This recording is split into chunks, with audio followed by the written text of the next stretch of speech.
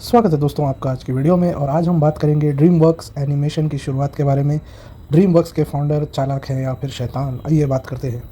तो dream works animation ने हम सबके चहीते मूवीज़ जैसे कंकू पांडा और श्रेक फ्रेंचाइज का निर्माण किया है।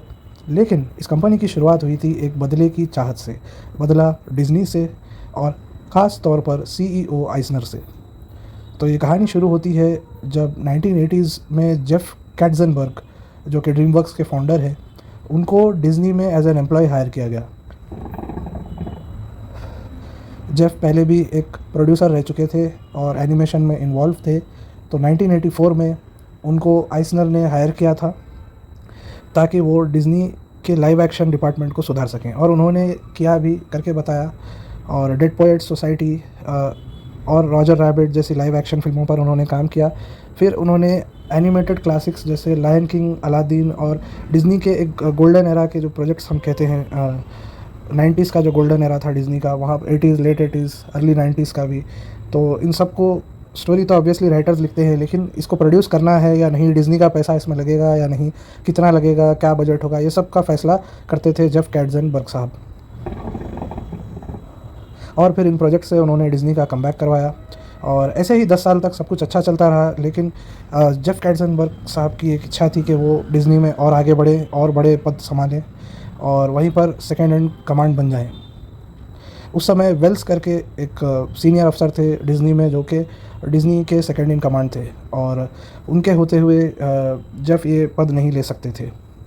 अब डिज़नी वालों का ये कहना है कि जेफ की भूख हर प्रोजेक्ट के साथ बढ़ती जा रही थी और हर प्रोडक्शन में वो एक रॉयल्टी मांग रहे थे और वो तानाशाह बन गए थे। कुछ मूवीज़ की सक्सेस के बाद कई लोग कहते हैं कि वो एम्प्लॉयज़ को बहुत सताते थे और बहुत पुश करते थे और अच्छे स्टूडियो मैनेजर नहीं थे। इस तरह के भी उनके ख़िलाफ़ कंप्लेंट्स हैं। 1994 में जब सेकेंड इन कमांड जो थे, वेल्स जो थे, उनकी एक हेलीकॉप्टर क्रैश में मौत हो गई अनफॉर्चुनेटली। और डिज़नी का ये दावा है कि उनके मरने के तुरंत बाद जेफ आए सीईओ के पास और उन्होंने कहा कि अब भाई साहब वो तो रहे नहीं, मेरा प्रमोशन कर दो। तो पता नहीं ये बात कितनी सही है, लेकिन आप समझ गए होंगे। तब सीईओ आइसनर से उनकी लड़ाई शुरू हो गई और कुछ ही महीनों में आई थिंक उन्होंने वो कंपनी छोड़ दी। और फिर मशहूर निर्माता स्टीवन स्पीलबर्ग के साथ उन्होंने ड्रीम वर्क्स स्टार्ट की। इसके बाद उन्होंने डिज़नी पर एक केस ठोक दिया जिसमें ये बताया गया कि डिज़नी की तरफ से उनको काफ़ी पेमेंट्स आने हैं। और आप जानते होंगे, जैसे अगर बड़े लेवल के एम्प्लॉयज़ को निकाला जाता है तो उन्हें सेवरेंस देना पड़ता है, यानी कुछ उनके कॉन्ट्रैक्ट में डील होती है कि उन्हें बहुत सारा पैसा दिया जाएगा अगर उनकी जॉब चली जाएगी तो। मगर कंपनी उनको निकालने का फ़ैसला करती है तो वो खुद से छोड़ दे तो उन्हें ये पैसा नहीं मिलता है। लेकिन इसी के चलते ये केस हुआ और ये case out of court settle हुआ भाई साहब $250 मिलियन के लिए 1999 में। भाई आज भी बहुत पैसा होता है, बट 1999 के हिसाब से देखें तो आज के ज़माने में मैं कहूँगा ऑलमोस्ट 500 मिलियन इक्विवेलेंट जितना अमाउंट डिज़नी वालों के हाथ से ये लेकर गए हैं। बहुत बड़ा अमाउंट है भाई साहब, 500 मिलियन ऑलमोस्ट आज के दौर में अगर हम देखें इन्फ्लेशन से उसको कंपेयर करें तो अब ये जीतने के बाद उनका मन नहीं भरा।